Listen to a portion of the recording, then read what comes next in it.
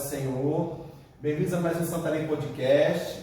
A gente hoje vai continuar o estudo bíblico, certo? De Gênesis, do 4 ao capítulo 11, certo? Hoje a gente vai trabalhar especificamente a partir ali de Noé, da Torre de Babel, tá bom? Apesar de que também o Noé, a gente vai incluir algumas personalidades que vieram antes, né, do Noé. O pessoal tem uma síntese ali no sistema, né, digamos assim. Temos o Sete, que é o primeiro dessa lista, né? Então, do Sete você vai ter uma genealogia. Essa parte eu não vou entrar na genealogia toda, mas tem alguns que merecem destaque. Enoque, Matusalém, né, que eu vou dar um destaque desses dois especificamente. O Enoque, para quem não sabe, é aquele que era segundo o coração de Deus, e Deus o arrebatou e o levou para a sua glória, né? Aí eu não vou entrar na questão lá da parte de Jesus, que desce um homem parecido com Moisés, a pessoa diz que é Enoque, a outra diz que é Moisés, e fica aquela discussão. A gente não sabe, tá? Mas se suspeita, do ponto de vista bíblico, que seja o Enoque e não o Moisés, já que Moisés morreu, né? Diz que Deus levou lá, né? O Enoque é o que está vivo, né? Que foi levado em vida. O Matusalém, ele também tem um destaque interessante, antes de a gente entrar no Moisés, que é a questão da vida longa, que a gente até comentou um pouquinho no início, né? Eles tinham uma vida muito longa, né?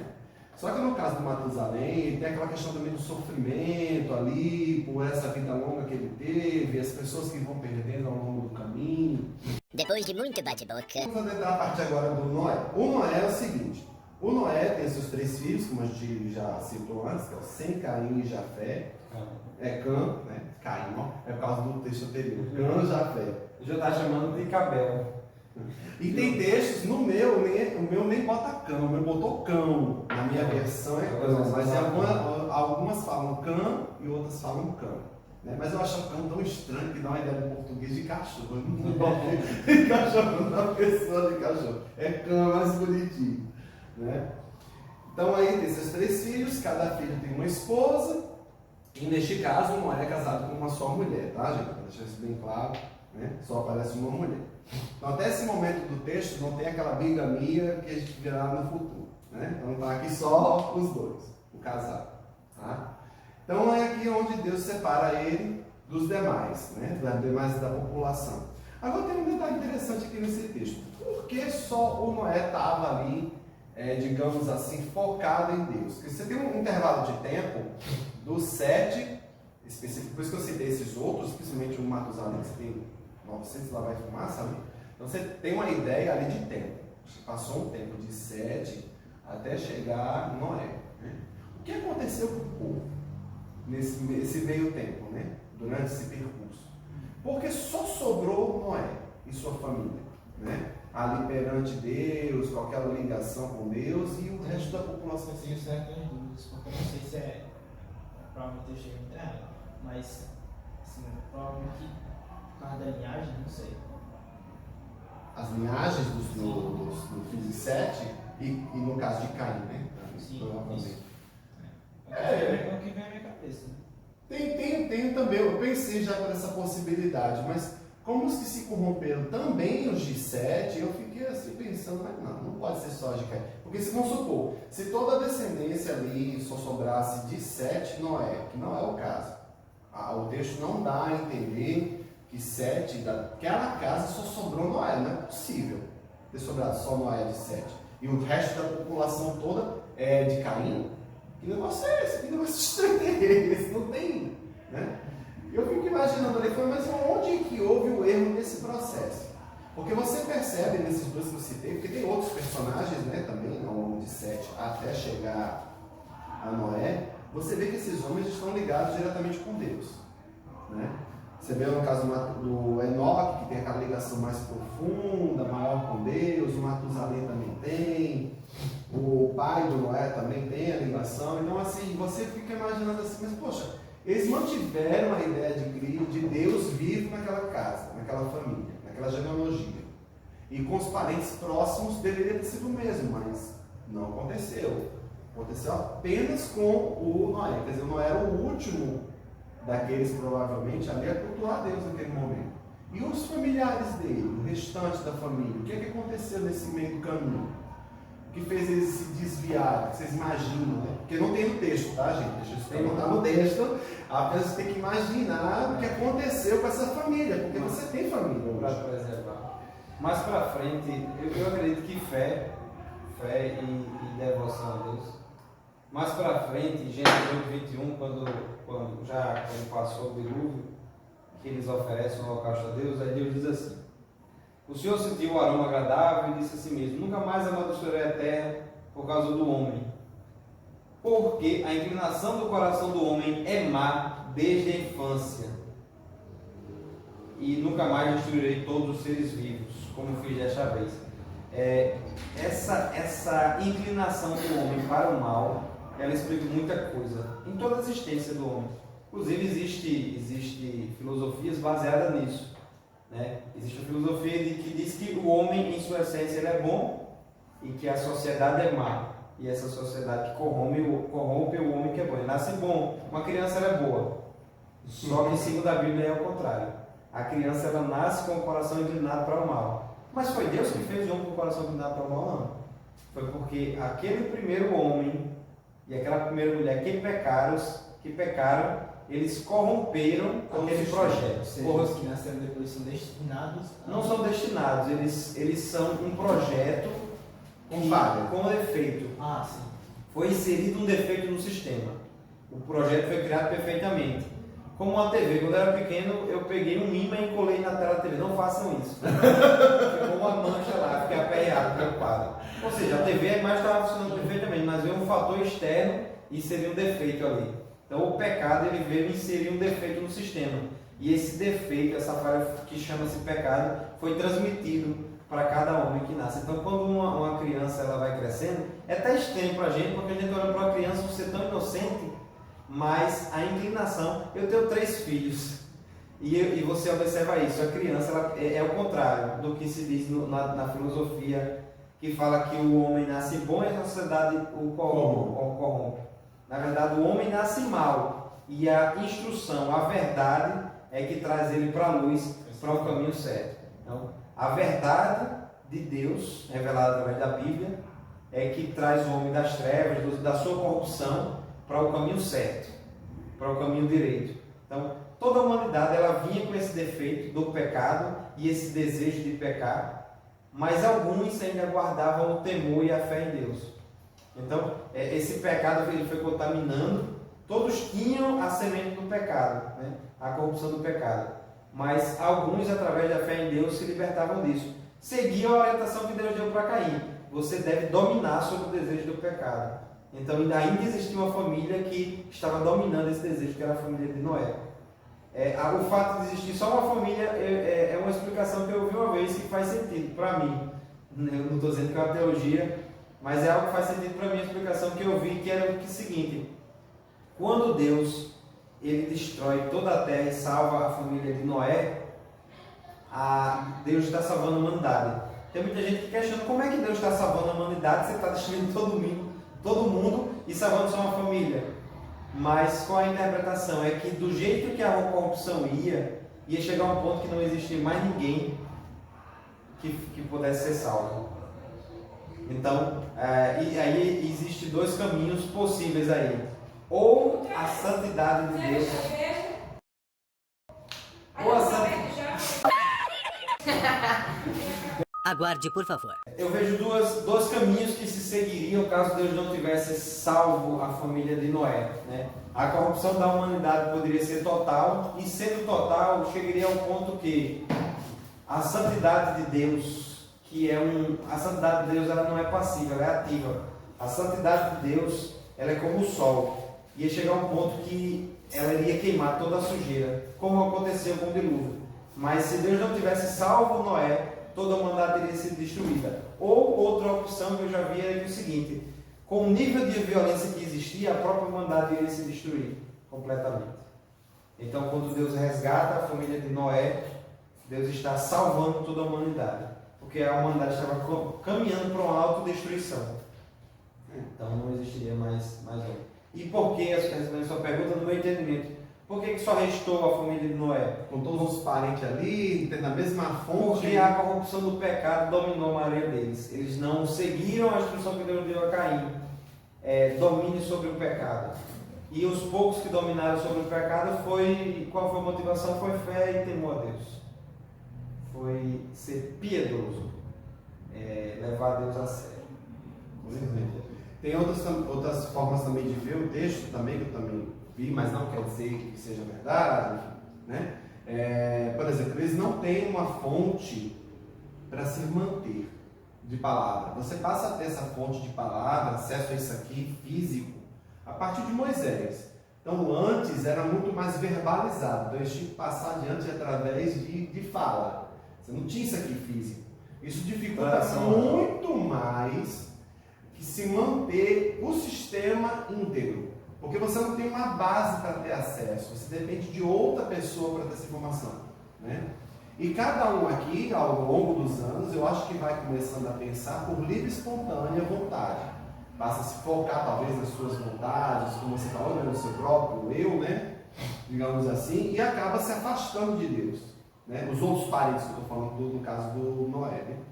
Eu acho que eles foram se distanciando de Deus ao longo da jornada, né? Como eles não tinham nada palpável, nada que os firmasse talvez ali naquele momento, eu acho que o desvio aconteceu a partir daí, né? É o que eu acredito. Eu tenho um entendimento, não sei se tão diferente, mas é porque são culturas completamente diferentes, a tradição oral e a tradição escrita. Você vê hoje a gente tendo acesso à Bíblia escrita, você tem no bolso, você tem várias versões, tem no celular, e aí assim muitas pessoas se afastam de Deus. Sim. E você vê em alguns momentos a tradição oral ela ser transmitida de uma forma tão forte que alguém recitar um livro completo de cabeça. Claro que recitar um livro de cabeça não significa que você pratica aquilo ali. Mas qual é o meu ponto? É que eu acho que o sentimento, a transmissão do sentimento de devoção e de fé é que é o mais importante. Porque o conhecimento, eu acho que ele era transmitido, talvez em alguns momentos até melhor do que o que nós temos hoje. Porque a gente tem uma quantidade de informação tremenda, mas se você pegar, muitas vezes, uma criança de 12 anos, talvez nunca tenha lido a Bíblia. Muitos adultos nunca leram a Bíblia. Existem culturas que uma criança de 12 anos ele já conhece o seu livro base completo. Já leu e já muitas vezes consegue recitar. Então, a transmissão, isso serve, essa questão serve até para o nosso dia de hoje. Como é que a gente perpetua o conhecimento e o temor a Deus? Né? Nós temos que continuar divulgando, relembrando. Às vezes dá o sentimento de que falar do mesmo assunto já é chato, não tem necessidade. Mas é necessário falar dos princípios e da base da nossa fé, dos preceitos da palavra de Deus, do que é o Evangelho e do que nos trouxe até aqui. Então, Deus tem que ser pregado em todo momento, e repregado, e recitado, e divulgado várias vezes, e novamente, e sem cansar, até a nossa morte, para o nosso filho e para o nosso neto. Porque senão a gente incorre no mesmo erro da época de Noé, e com agravante. Agora nós temos tudo escrito na palma da nossa mão. Olha, Esse é o a gente tem a ferramenta, não estamos sofrendo. Como se não é? Deus é o criador do jogo, ele deixou uma lista de como zerar o jogo. Entendeu? Basicamente. Uma vez eu vi isso também de um pregador, ele falou, rapaz, isso aqui é o mesmo que você pegar um jogo aleatório, sem regras. Você pega e vai jogando do teu jeito lá. Mas quando você tem as regras, o caso do Uno, né? Popular, né? Você tem as regras aqui. Tu tem uma opção, tu segue a regra ou tu vai jogar do teu jeito livre. Só que hoje você tem essa aqui, ó. Mas e quando você não tinha? Você tinha que adivinhar como é que era o esquema que Deus queria ali, né? Então a gente tem que agradecer muito a Deus, principalmente, a gente ter acesso à ferramenta. Porque olha o sofrimento que esse povo passou por não ter. Então eu acho que também, dentro da parte de Deus, essa necessidade aqui, isso, ser necessário, muito necessário. Muitas pessoas não têm acesso hoje em dia. Né? País que é restrito, né? Não pode, de jeito nenhum no país. Tanto que a gente depende muito do oral. Exatamente. É por isso que eu falo, não estou criticando a pregação, as mensagens orais, pelo amor de Deus. Ela também é vital, mas é muito bom você ter a ferramenta para dar aquele suporte, aquele apoio. Né? É uma riqueza que a gente tem acesso, a gente tem esse privilégio. E a gente, tanto que a gente não chegou a essa situação do Noé, de sobreviver apenas, restar apenas um. Né? Hoje a gente tem uma quantidade de cristãos razoável. Né, amigo? Inclusive, sobre o dilúvio, você vê a gente está no assunto sobre Noé, mas eu tinha separado uma pergunta aqui sobre o Jardim do Éden. E a pergunta é assim: o Jardim do Éden realmente foi destruído por causa do dilúvio? Uma boa pergunta. Existe uma curiosidade acerca disso. Sérgio, vai falar já também. Tem uma curiosidade acerca disso, que tem alguns teólogos que falam em relação a isso, que supõe-se que o Éden ficou debaixo da água, né? Então a gente não tem acesso a ele. Né? Aí tem outros que defendem que não, a gente não está visualizando, que é uma coisa mais espiritual, né? Não tem como a gente saber ao certo. Tá? Tem até um que diz que o Triângulo das Bermudas, famoso, né? Acho que eu ia lá. Tem gente que diz que não é nem ficar ali, brincando, tá? Mas tem gente que diz que é lá. Na Atlântida, né? É, Atlântida. Tem várias ideias que podem ser o Éden. Né? E tem várias narrativas históricas de vários povos. E o dilúvio tem uma coisa legal também. Ele é um dos poucos fatos bíblicos que é presente em quase todas as culturas do planeta inteiro. Em várias religiões fala de um dilúvio. Todas elas. Você vai ver na egípcia, na chinesa, japonesa, que ficam bem mais distantes, fala de um dilúvio que alagou a terra inteira, que sobreviveu uma família. Todas essas culturas têm essa mesma história. Né? É exatamente porque a gente parte da ideia de que todos saíram daquela mesma família. Né? Mas o Éden, que é a curiosidade ali, eles ainda ficam assim, sem ter uma resposta exata. Primeiro porque a Bíblia não dá. Apenas diz que fechou e a gente não tinha mais acesso. Então, acabou aí. Né? E ele não aparece novamente nos textos bíblicos mais à frente, já que veio o dilúvio, veio outras questões que aparecem. Mas, o que você acha disso? Não, eu acho que está na qualidade daquelas coisas que Deus guardou para ele.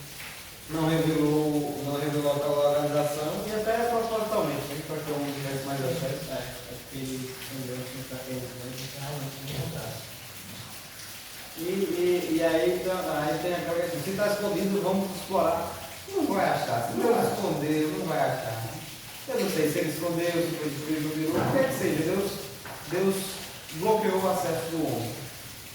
E não tem mais plano para a gente voltar para lá. Quando a gente voltar para um lugar que vai ser, digamos, no nível do Éden, vai ser Nova Jerusalém. E aí vai ser melhor, nós estaremos com Deus. Então, vai ser melhor do que o Éden. Com certeza.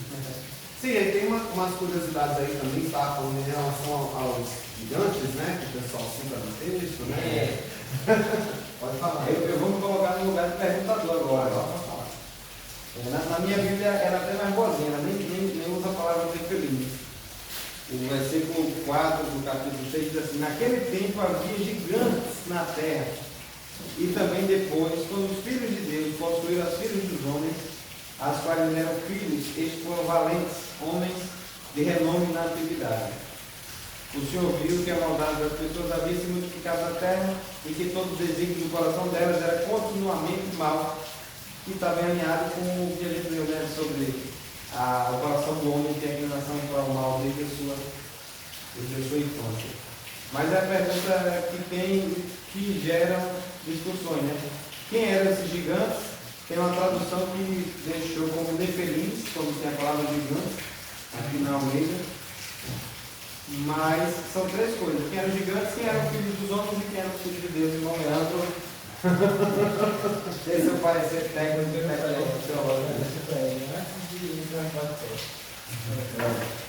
Ao meu entender, né? O filho de Deus, aqui no caso, seria os anjos. Né? A ideia mais de tradução seria os anjos. Né? Até porque eles estão naquele convívio constante conosco, né? Desde sempre. Né? O filho dos homens, inclusive tem em Nárnia, não tinha curiosidade essa também. O filho dos homens é tratado como os descendentes de Adão e Eva, né? Lá no filme, no livro também, eles tratam ali como os filhos de Adão e Eva. E filho dos homens, que já é, sempre trata isso, caso de questão de contexto, de momento. Né? E os gigantes, tem gente que diz que é o resultado da junção dos dois grupos. Né? Seria a junção de anjos com humanos, a mistura. Né? Aí fala, mas que anjo ousado? Que anjos são esses que se metem com os humanos? Resplendor de glória se misturar com réis mortais. Tem gente que acredita que sejam os anjos que caíram. Tem gente que também acredita que sejam, que é o que eu acredito mais, nas anomalias. Então, assim, o processo de evolução humana e dos animais é parecido em algumas coisas. Isso eu falei dos dinossauros na outra. Os dinossauros, na vida anterior, com a Hermanísia, eles passam por um processo de evolução diferente do nosso. A evolução dos animais, de um modo geral, é física. A evolução humana ela é mais intelectual, mas ela também tem evolução física. A gente tem essa diversidade de raças, por exemplo. Então ela faz parte dessa evolução humana. Tá? Não somos todos iguais, fisicamente. Você tem hoje anões, pessoas altas, eu tenho 1,93 m. Então eu entraria na questão aqui do gigante. Eu não sou filho de anjo. Tá certo? O irmão não é o meu filho. Tá? Mas são anomalias humanas, assim, ao meu ver, né? Hoje a gente tem pessoas que são consideradas, na atualidade, hoje, pessoas consideradas gigantes, pessoas muito mais altas do que eu. Tem uma pessoa, acho que no Guinness Book é 3 metros e alguma coisa, né? Essa vez, duas pessoas de estatura normal. Não tem nem lógica, os pais são normais, estatura média. A gente acredita que seja algum tipo de anomalia que acontece, tanto para o anão quanto para o gigante, né? Não acredito na questão do anjo. Pode haver a questão do anjos caídos, né? Pode, existe a possibilidade, mas eu não sei como isso funcionaria bem assim. E tem um questionamento sobre essa interpretação sobre esse anjo, de que lá em Marcos, quando Jesus fala, Marcos 12, 25, quando Jesus fala assim, pois quando ressuscitares entre os mortos, nem casarão, nem se darão em casamento, mas serão como os anjos nos céus. Aí tem outro, aí questiona, porque quando os anjos eram no céu não casavam, veio para a terra e passou a casar. Eu não acho que faça sentido. É uma possibilidade, mas acho que faz sentido. A explicação que eu vi que faz mais sentido É a de hoje. Que quando se trata de filhos de Deus, são os descendentes de Adão que eram tementes a Deus. Sim, é interessante. É a explicação. E quando fala de filhos dos homens, eram os filhos de Caim que não eram tementes a Deus. E aí quando fala que os filhos de Deus se corromperam com os filhos dos homens, é que aqueles que ainda guardavam o temor a Deus, eles se casaram com as filhas de Caim, que não eram mais tementes a Deus, e corromperam, assim como Salomão, em algum momento, aceitou a idolatria por causa de um casamento, ou quando lá em Esdras, que eles leram o livro da lei e viram que não era para casar com aqueles que não eram do povo de Deus, e se corromperam, então Deus. E nesse caso seria uma das explicações. Essa explicação eu gosto mais, né? Tem mais lógica. E os filhos do homem seriam os que não eram tementes a Deus. E quem seriam os gigantes? Eu não lembro qual é a palavra do hebraico que é usada para gigante.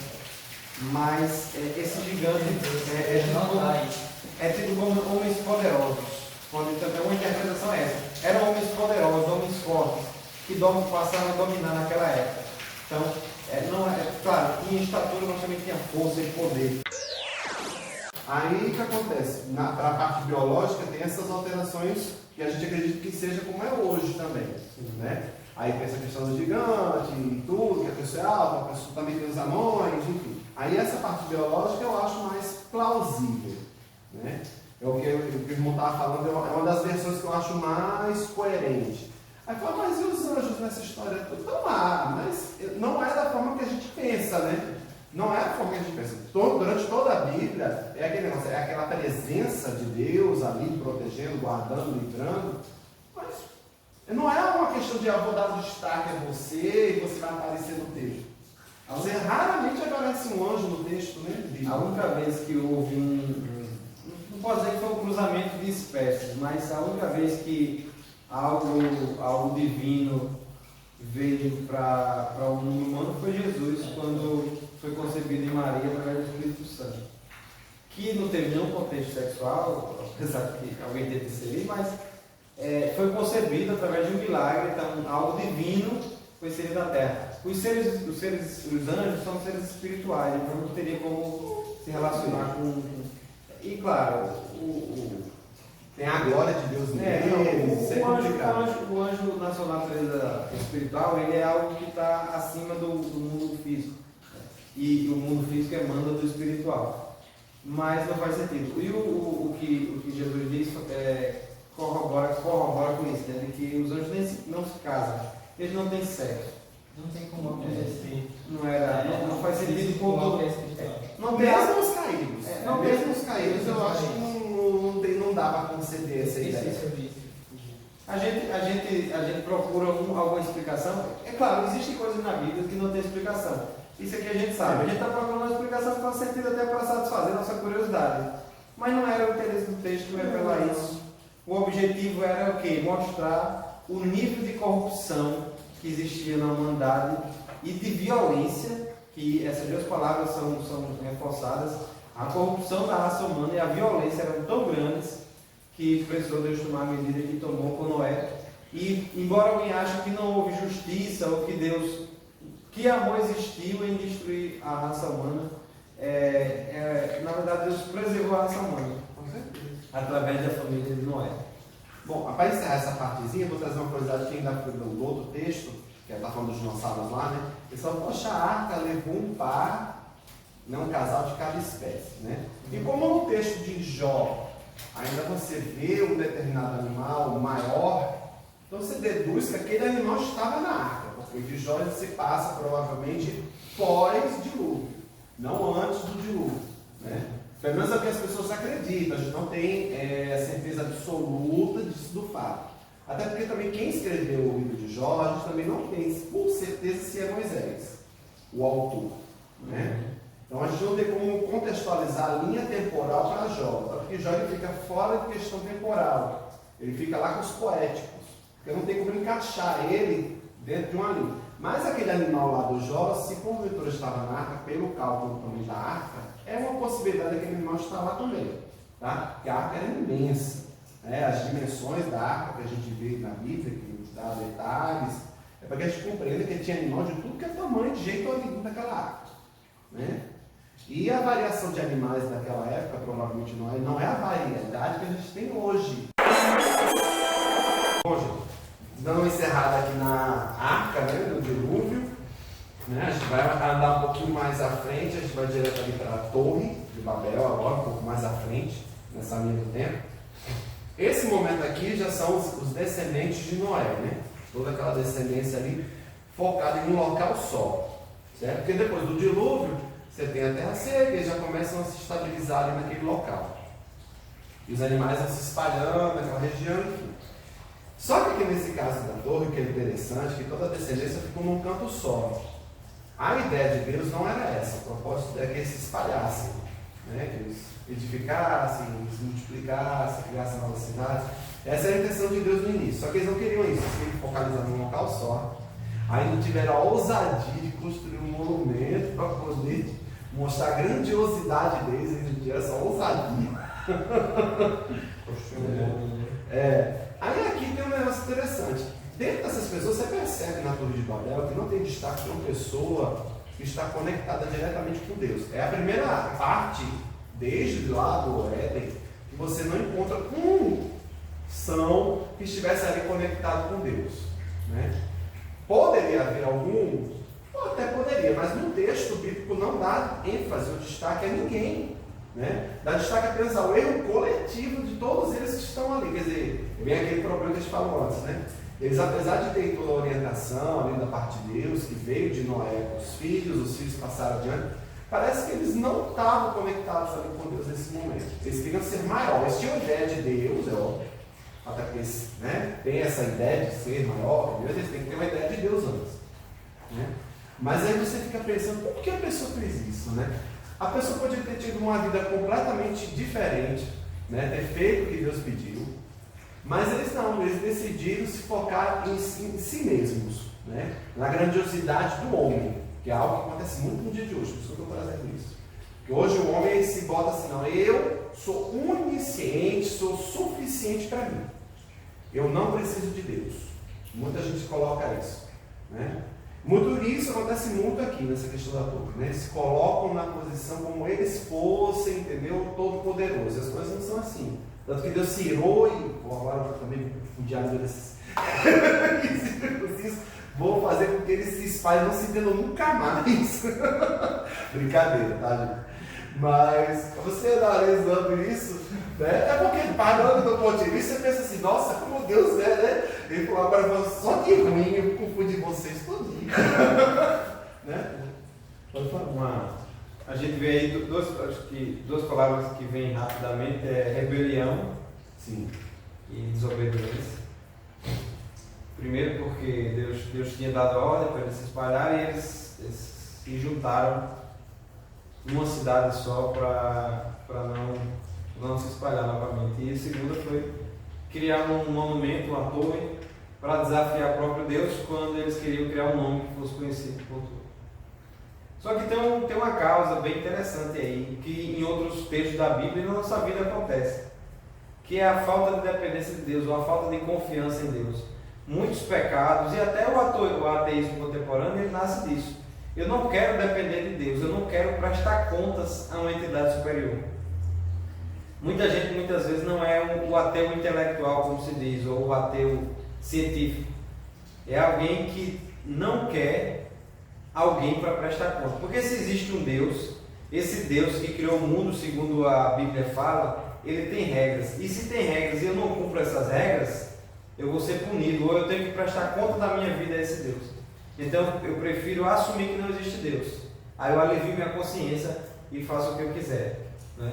Não estou dizendo que todo ateu é um criminoso, mas existe esse sentimento de não prestar conta a uma entidade superior. E existem vários tipos de ateus. Lá na época da Torre de Babel também tinha esse sentimento de que precisamos seguir um caminho para não depender da vontade de Deus. Nossa, isso aí foi pesado. Mas não era isso.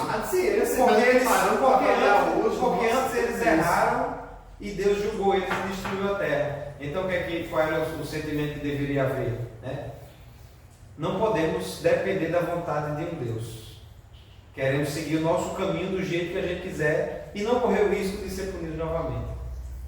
Então, essa afronta foi muito grande contra Deus. E você vê na Bíblia muitas ocasiões de pessoas que erraram porque não confiaram em Deus, não esperaram em Deus, como é o caso de Saul. Né? Deus deu uma ordem para Saul e ele não confiou na perfeição da ordem de Deus. Ele questionou. Não, mas o que Deus disse não é sempre. E isso leva sempre para o pecado. Não foi assim que a serpente, Satanás usando a serpente enganou Adão e Eva, enganou a Eva inicialmente? O que foi que Deus disse? Se você comer do fruto, você morrerá. Não, mas se você comer, você não vai morrer não. Não foi bem isso que ele disse. Quando Deus deu a ordem para Saul, Saul disse, olha, eu era para destruir tudo, mas eu guardei essas ovelhas aqui para fazer um holocausto. Criou até uma desculpa para a sua desobediência a Deus. Então muitas vezes nós erramos, nós falhamos, e existem pessoas que se distanciam completamente de Deus nesse sentimento de não confiar em Deus, não confiar que a sua lei é perfeita ou a sua vontade é perfeita. Eu acho que isso acontece com Jonas também, né? Sim.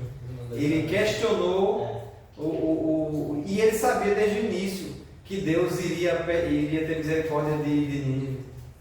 Então ele não queria entregar a profecia em Nínive, entregar a mensagem que Deus mandou em Nínive. Inicialmente, quando era criança, eu achava que Jonas teve medo, mas não foi medo. Ele julgou o próprio Deus e ele achou que Deus tinha errado ali. Por isso que ele queria impedir o projeto de Deus. Já pensou Jonas dessa forma? De que ele queria impedir o projeto de Deus, porque ele sabia que Deus ia ter misericórdia de Nínive se ele se arrependesse. Partindo desse ponto de vista é interessante, eu não tinha parado para pensar nisso. E a imagem que a gente tem realmente é o que ele teve medo. Mas ele confessa, ele se senta para ver Nínive ser destruída. E quando Nínive é destruída, e ele vai e reclama, ele diz, eu sabia que o Senhor teria misericórdia, por isso que eu não trouxe a mensagem antes, é algo desse tipo que ele fala. E aí Deus vai e faz a parábola da plantinha. A plantinha sobe, faz sombra para Jonas, quero chamar Jonas, faz sombra para Jonas, aí Jonas vai ficar, o sol estava quente, agora está muito bom. Aí vem um inseto e come a plantinha, ela seca, aí Jonas fica revoltado porque aquela planta que está fazendo sombra. Aí Deus disse, você teve pena de uma plantinha que nasceu ontem e amanhã morre, e não tem pena da quantidade de pessoas que têm necessidade, de mulheres, de crianças e animais. Isso é verdade. E tem outra coisa também dentro do texto aqui. Que então, concluindo, então, confiar plenamente em Deus. Foi o que o pessoal da Torre de Babel não fez. Eles temiam a vontade de Deus. E nós não devemos temer a vontade dele, devemos confiar na vontade de Deus. Desculpa, não, tranquilo. Tem uma outra coisa que eu preciso falar antes, e aqui é uma ponte interessante. O Espírito Santo ele aparece em destaque em 3 textos importantes na Bíblia. Lá no início, no Jardim do Éden, que a gente já citou. Aqui na Torre, novamente, ele aparece, né? E no Pentecoste. E o interessante é que o daqui da Torre para o Pentecoste, a ação é parecida, né? Isso é brilhante, porque aqui o que acontece é a confusão de línguas, mas para que haja dispersão. Já no Pentecoste, acontece a mesma confusão de línguas, né? As pessoas estão falando vários idiomas ao mesmo tempo, os idiomas que não são deles, mas não para haver só a dispersão, mas para que a mensagem que foi pregada ali seja levada a todos aqueles dispersos. Quando eu vi isso numa pregação, eu falei, nossa, que coisa linda, porque aqui ele faz algo que eu não tinha percebido, porque a gente fica muito atentado ao dia do Pentecoste, a situação em Jerusalém. Só que era muito além daquilo. E muita gente não percebeu. Porque ali no caso de Jerusalém, ele faz menção praticamente a Babel, de certa forma. Porque o Babel aqui, ele dispersou as pessoas, mas não a mensagem. Mas na Pentecoste foi a mensagem. Em todos os idiomas que ele dispersou, eu falei, cara, que coisa brilhante, linda ao mesmo tempo. Projeto, né? Eu falei assim, que coisa. E essa foi a primeira vez que eu vi isso numa pregação. Porque geralmente quando eu vou pregar o Pentecoste, sempre é focado naquela parte ali, do Espírito, os dons, sempre é focado nessa parte. Mas nessa pregação, ele se focou no evangelismo, na levar a mensagem àquelas pessoas, naqueles idiomas, mesmo se a pessoa falar. Porque o Espírito Santo falaria através daquela pessoa, para aquele idioma, para aquele lugar específico. Eu falei, nossa, que coisa.